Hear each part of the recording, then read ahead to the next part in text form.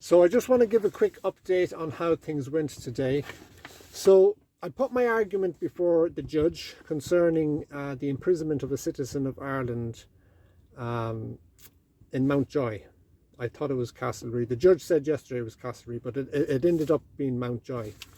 So the governor of Mountjoy issued a certificate of committal under the hand of the Chief State Solicitor's Office, who do not have the authority to represent the Irish Prison Service, but I didn't challenge that today. And the order of committal basically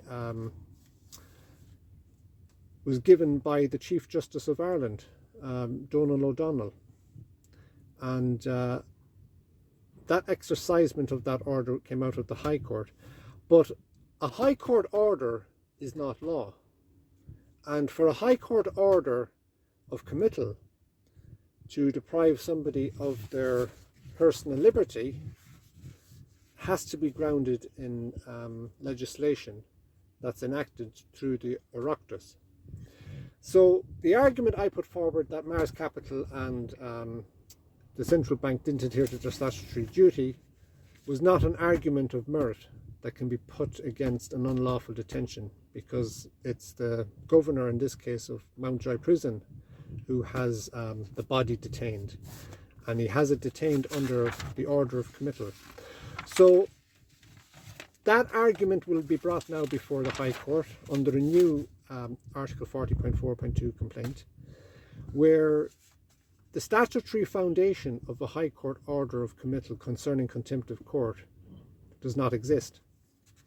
So the High Court is basically exercising committal orders without having any legal basis to do so. And according to Justice Cregan, 2025 IEHC 425, and Justice Humphreys, 2025 IEHC 163, any deprivation of a citizen's liberty through confinement, detention, or imprisonment has to be grounded in an act of the Oireachtas or a statutory instrument, right? And there has been no statutory instrument or act of the Oireachtas to allow the High Court to issue orders of committal which deprive citizens of this country of their personal liberty. So I'll be going back into the High Court again, and that's what the High Court is there for. We can go back as many times as we want, get these orders and judgments issued, so we can identify exactly under what authority these judges are exercising certain sections of law for the benefit of body corporates. So it was solicitors' firms and body corporates who played a part in this citizen being deprived of their personal liberty.